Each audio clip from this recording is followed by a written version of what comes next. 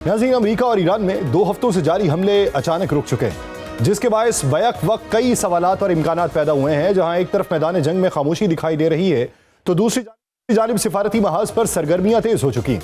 अक़वाम मुत्तहिदा में अमरीकी सफ़ीर माइक वाल्टिस ने कहा है कि अमरीकी सदर डोनाल्ड ट्रंप ने मुसलसल दूसरी रात ईरान पर हमलों का सिलसिला रोक रखा है ताकि सिफारतकारी को एक और मौका दिया जा सके। उन्होंने ये दावा भी किया कि सदर मुज़ाकरात को आगे बढ़ाने के लिए वक्त देना चाहते हैं, लेकिन उनसे जब यह सवाल किया गया कि क्या कशीदगी में इजाफे का इम्कान मुकम्मल तौर पर खत्म हो चुका है, तो उन्होंने वाज़ेह किया कि तमाम ऑप्शंस अब भी मेज पर मौजूद हैं। लेकिन एक रिपोर्ट ये बताती है कि सदर ट्रंप ने ईरान पर हमले अमरीकी हथियारों के ज़खायर तेजी से खत्म होने के बायस रोके हैं, जिसके बायस अमरीका के लिए जंग को मजीद तूल देना मुश्किल हो रहा है। दूसरी जानिब ईरानी वज़ारत ख़ारिजा के तर्जुमान इस्माइल बकाई ने यह तस्दीक की है कि अमरीका की जानिब से हमले रुकने के बाद ईरान ने भी खत्ते में अपने जवाबी हमले रोक दिए हैं। ये पेशरफ्त इसलिए भी अहम करार दी जा रही है क्योंकि दोनों ममालिक के दरमियान होने वाली हालिया झड़पों ने जून में होने वाली जंगबंदी को अमलन खत्म कर दिया था और खत्ते में बड़े पैमाने पर तसादुम का खदशा पैदा हो चुका था। लेकिन जुमेरात की शाम से अब तक किसी नई कार्रवाई की इत्तला नहीं मिली, जिसे एक आर्जी लेकिन अहम वक्फा करार दिया जा रहा है। इसी वक्फे का असर आलमी मंडियों पर भी वाज़ेह तौर पर देखा गया। ईरान और अमरीका के दरमियान जारी हालिया हमला रुकने के बाद तेल की कीमतों में नुमाया कमी रिकॉर्ड की गई। पीर के सुबह इब्तदाई ट्रेडिंग में ब्रेंट क्रूड की कीमत तकरीबन 5% गिर के $92 फी बैरल हो गई, जबकि हालिया दिनों में यह कीमत $100 तक पहुंच चुकी थी। दूसरी जानिब पाकिस्तान और कतर एक बार फिर ईरान और अमरीका के दरमियान सालसी के लिए मुतहर्रिक हो चुके हैं, जिन्होंने अमरीका और ईरान के दरमियान मुज़ाकरात की बहाली के लिए नई तजावीज़ दोनों ममालिक तक पहुंचाई हैं और दोनों ने अपने अपने मौक़िफ़ से सालिस ममालिक को आगाह कर दिया है। ईरान ने पाकिस्तान को यह यकीन दहानी कराई है कि वह इस्लामाबाद मुफाहमती यादाश्त की बुनियाद पर मुज़ाकरात के लिए तैयार है, जिन्हें जनेवा, दोहा या इस्लामाबाद में आगे बढ़ाया जा सकता है।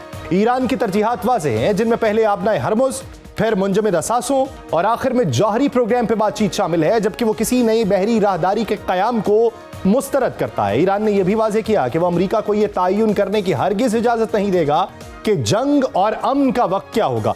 ईरानी क़यादत ने माजी के मुज़ाकरात का हवाला देते हुए इल्ज़ाम आयद किया कि ईरान को मुज़ाकरात के दौरान भी निशाना बनाया गया, जिससे एतमाद को शदीद धचका पहुंचा। ईरानी रहबर आला सैयद मुज्तबा खामनाई के हिज़्बुल्लाह के नाम एक बयान में लबनान की इलाकाई सालमियत को ईरान और अमरीका के दरमियान किसी भी मुफाहमत में अव्वलीन शर्त करार दिया गया, जबकि हिज़्बुल्लाह की हिमायत को ईरान की स्ट्रेटेजिक पॉलिसी का हिस्सा बताया गया है। इस दौरान ईरान और यूक्रेन के दरमियान भी कशीदगी में इजाफा देखने में आया।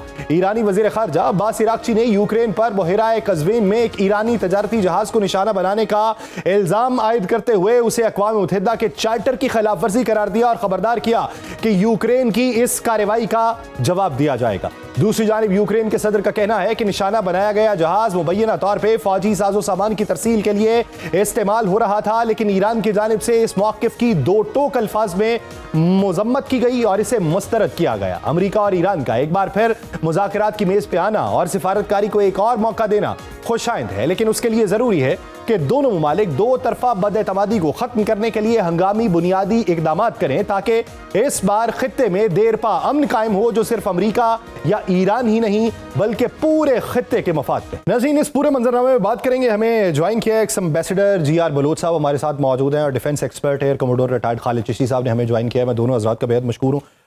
GR बलोच साहब, सर पहला सवाल आपसे है कि आप ये जो एक वक्फा दिखाई दे रहा है जंग के अंदर, आप इसे पसे पर्दा सिफारतकारी का नतीजा समझते हैं या ये समझते हैं कि दोनों अतराफ में इस वक्त जो है वो दोनों फरीक थकान का शिकार हो चुके हैं, या फिर ये दोनों चीज़ें जो हैं इन्होंने मिलके ये वक्फा जो है इसको नमूदार करवाया? ये तैयारी की जा रही है, जस्टिफिकेशन ढूंढी जा रही है दोनों तरफ से कि किस तरह से खुदा ना करे मुकम्मल एक आर्मेगेडॉन या जो बहुत बड़ा घमसान की जंग जिसे हम आम अल्फाज में कहते हैं उसकी तरफ जाना चाहते हैं, जो कि बड़ा मुश्किल होगा क्योंकि कॉस्ट, हमेशा मैं कहता रहा हूँ, cost of war is too much. Nonetheless given the miscalculation on both the sides, इस वक्त मसला यही हो रहा है कि देयर इज ए परसेप्शन उन दोनों का जो है ना वो बहुत एग्जेजरेटेड है। अमेरिका का है फॉर देयर कैपेसिटी और capacity to harm, actually to destroy, और ईरान का है its capacity to endure pain. लेकिन both of them they have a limit. ये एक बड़ी गलतफहमी है at the level of perception, और रियलिटी ये है कि दोनों ही बचाना चाहते हैं अपने कोर इंटरेस्ट जो है। अमेरिका का कोर इंटरेस्ट जो मुझे नजर आ रहा है कि they want to win a war without actually fighting a big war. ये तो स्क्रिमिशेस थे according to them, and I also would like to category. Likewise Iranians also think कि हमने जो विक्ट्री एक हम लोग जज्बात में आके कहते रहे हैं, और वो अपने अवाम को भी ये बावर कराते रहे कि जी ये एक हमने विक्ट्री कर ली है, बिकॉज वी परसिस्टेड, हमारी गवर्नमेंट रही। So basically this was a victory of the regime. देखिए, we have to make a distinction. हमें हमारे दोस्त हैं, हमारा बहुत उनके साथ जल लगाव है, लेकिन as a analyst we have to be objective. Iran में 3 चीजों पे स्टेक था। This Iran as a state, the regime and the people of Iran. इसमें yes, यकीनन the regime has survived. State is bruised. बहुत नुकसान हुआ है। लोग तो बेचारे बहुत ही मजलूम पहले ही थे, मजीद मजलूम हो गए। इसी तरह से अमेरिका के हवाले से उसका जो असल टारगेट था टू स्ट्रेंथन इजराइल एंड उसकी, और चूंकि इजराइल ने ही मैनिपुलेट किया, यस उसको ये फायदा हुआ कि इजराइल एक लिहाज से फिर दोबारा सांस ले रहा है और दोबारा शायद तैयारी कर रहा है। अमेरिका को इटसेल्फ तो बड़ा नुकसान हुआ है। पूरी दुनिया की एनर्जी मार्केट तहस नहस कर दिए, स्टॉक मार्केट तहस नहस कर दिए। उनके अपने जो वेलफेयर में जाने वाले फंड्स थे वो वॉर में 87 बिलियन डाल दिया है। So I think there is this potential and reality और कंट्रास्ट है। यानी आपने अच्छा नुक्ता उठाया कि दोनों अतराफ के अंदर जो नजरियात हैं वो अपने अपने तई अपने आप को बड़ा बनाने के। चिश्ती साहब, आप क्या सर समझते हैं कि अभी एक थॉट तो ये पाई जाती है कि वो जो पेंटागन की एक रिपोर्ट है जिसमें पैट्रियट और थर्ड मिसाइल की बैटरीज के हवाले से बात की गई कि उसके इंटरसेप्टर्स खत्म हो रहे हैं, इस वजह से जो है ये एक वक्फा डाला गया है कि स्टॉक पाइल के अंदर इजाफा किया जाए। दूसरी तरफ ट्रंप कहते हैं कि गोला बारूद पूरी दुनिया का जो इस वक्त है उससे ज़्यादा हमारे पास मौजूद है। दूसरी तरफ ये कहा जा रहा है कि नहीं, ईरानियों का बहुत ज़्यादा नुकसान हो गया, उनके कोस्टल एरिया के ऊपर जितनी बमबारी हो चुकी है, मवासलाती निज़ाम उनका तबाह हो चुका है, अब उनके पास कोई ऑप्शन नहीं थी। तो सर क्या है ये टाइम बाइंग प्रोसीजर है, या फिर आप समझते हैं कि नहीं अभी इब्तदा एक ऐसी हो गई जिससे अच्छे की उम्मीद लगाई जा सकती? जी बहुत शुक्रिया असद साहब। बुनियादी तौर पे देखिए, जो आप भी बात कर रहे थे और मिस्टर साहब बात कर रहे थे कि ये पेन इंड्योर करना और पेन इन्फ्लिक्ट करने की बेसिकली मुकाबला है इस वक्त। ईरान, मेरा नहीं ख्याल कि ऐसी स्टेज पर ईरान चला गया था कि जहां पे जो कोस्टल एरियाज हैं उनको इन्फ्लिक्ट कर दिया गया इतना डैमेज, क्योंकि उन्होंने ये ज़हन में रखिएगा कि आयतुल्लाह ख़ामनेई ने अपनी जिंदगी में 7 सक्सेशनल टीयर्स बना दिए थे कि अगर मैं ना रहूं तो मेरे बाद ये फिर ये फिर ये। ठीक। इसी तरह तकरीबन इनके 32 के करीब डिस्ट्रिक्ट हैं जो तमाम ऑलमोस्ट ऑटोनोमस हैं। उनको टारगेट प्रायोरिटाइजेशन और लेडर ऑफ एस्केलेशन का पहले से ब्रीफ किया गया है कि जब ये होगा तो आपने ये करना है, इसको टारगेट करना है, इस इंटेंसिटी से करना है, इस टाइम पे करना है। इसीलिए आपने देखा कि ऑलमोस्ट 49 लीडर, तमाम टॉप लीडर शहीद कर दिए गए इस दफा, 37 पिछली दफा, 19 न्यूक्लियर साइंटिस्ट। लेकिन वो कोई वैक्यूम क्रिएट नहीं हुआ लीडरशिप का, कोई क्राइसिस डिसीजन मेकिंग का आपने नहीं देखा। तो मेरा ख्याल है ये बुनियादी तौर पर दोनों का इन्हीं 2 लफ्जों के दरमियान ही मुकाबला है कि पेन कौन इन्फ्लिक्ट कर सकता है, कौन इंड्योर कर सकता है। ईरान ने क्या किया? ईरान ने पहले इंड्योर की और फिर अमेरिका पर एक कॉस्ट या पेन इन्फ्लिक्ट कर दी इस तरीके से कि पहले वो लड़ रहा था हॉरिजॉन्टली वॉर। हॉरिजॉन्टल का मतलब ये है कि वो एस्केलेशन लेडर पे ऊपर नहीं जा रहा था।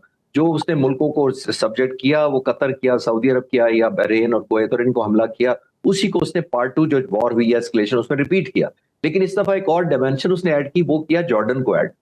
जॉर्डन में 2 मतलब थे उसके, एक तो लेडर ऑफ एस्केलेशन बढ़ाई, नंबर 2 उसने वर्टिकली एस्केलेट किया, नंबर 3 उसने ये बताया कि जो अमेरिकन प्रेसिडेंट कहते हैं कि मेरे पास कुछ नहीं बचा, ईरान के पास नेवी खत्म हो गई, एयरफोर्स खत्म हो गई, मिसाइल खत्म कर दिए, उसने अपनी रीच दिखाकर बताया कि मैं short of Israel, about 100 kilometre short of Israel भी फायर कर सकता हूँ।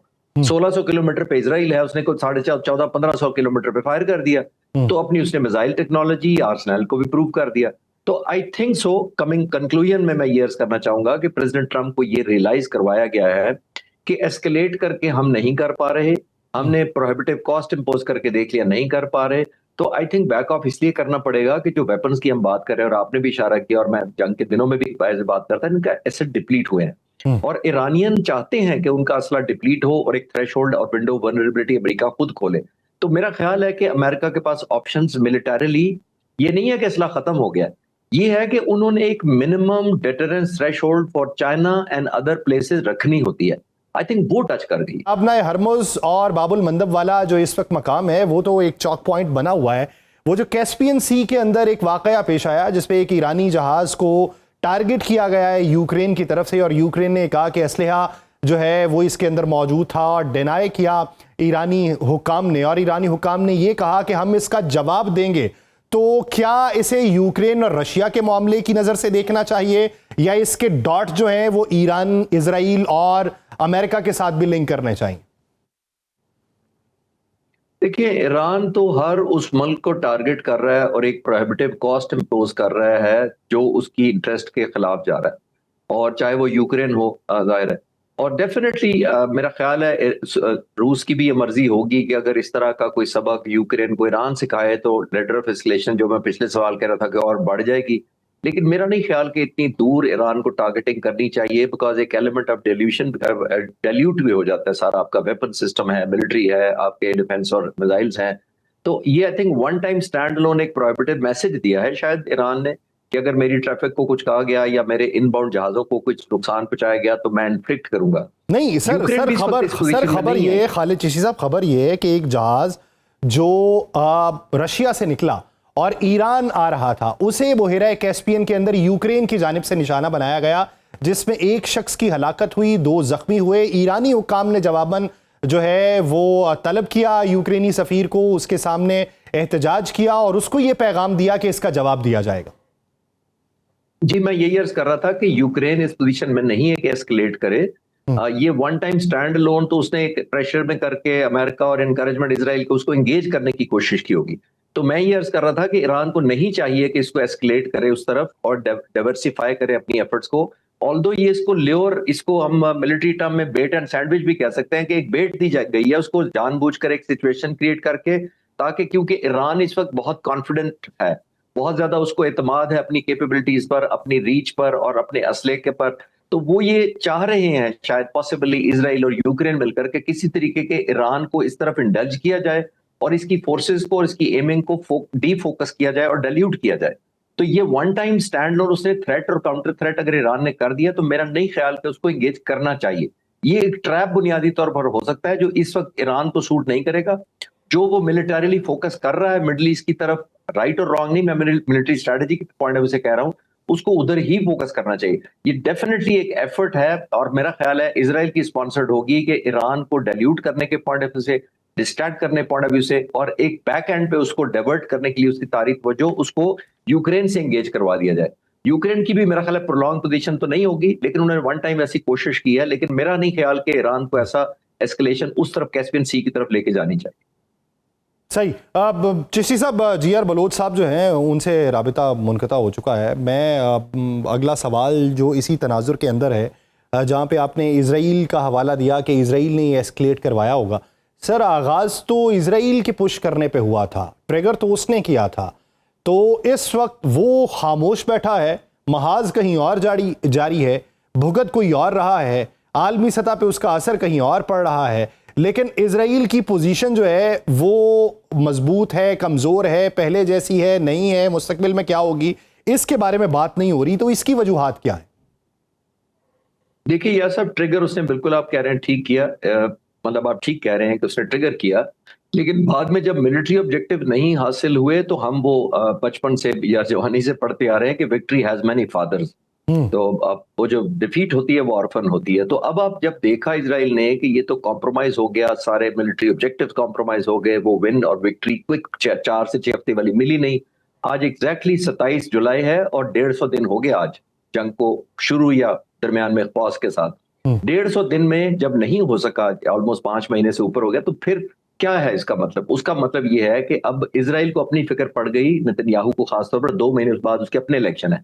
आपने नोट किया वो चाहता है कि किसी तरीके से अब अमेरिका फेस करे, अमेरिका मिलिट्री एक्सपेंड करे, अमेरिका ही एम्बैरस हो, ताकि मेरी एक फेस सेविंग हो, क्योंकि इलेक्शन आएगा। अगर ईरान एक्टिवली इंगेज करता है इसके खिलाफ, इजराइल इंगेज करता है इस वक्त, तो जाहिर है एक फिर एक्सपेक्टेशन बढ़ेगी, फिर लोग इवेल्युएट करेंगे। ईरान को भी सूट करता है, ईरान को इसलिए सूट करता है कि स्टैंड अलोन अमेरिका आ रहा है। सिर्फ स्टैंड अलोन बजाय 2 दुश्मनों को इकट्ठा आने से वो बेहतर है, समझता है बारी बारी आए या एक एक करके आए।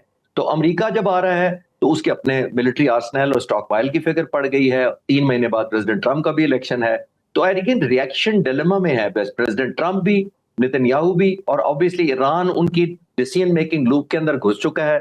ईरान चाहता है कि मैं इसको ऐसा स्ट्रेच करके 2-3 महीने तक ले जाऊं ताकि इनको पॉलिटिकली तो एलिमिनेट नहीं कर सकता, मिलिटरीली एलिमिनेट कर दे, उनका फ्यूचर कैरियर दोनों का बारी बारी खत्म करे, ताकि आने वाले वक्तों में इजराइल की किताबों में भी और अमेरिका की किताबों में भी ये पढ़ाया जाए कि 2-3 दिहाइयां शायद ईरान को अमन मिल जाए और वो स्ट्रैटेजी पढ़ें कि क्यों ईरान ने इतनी रेजिलियंस दिखाई थी और क्यों दोबारा अटैक नहीं किया जाना चाहिए।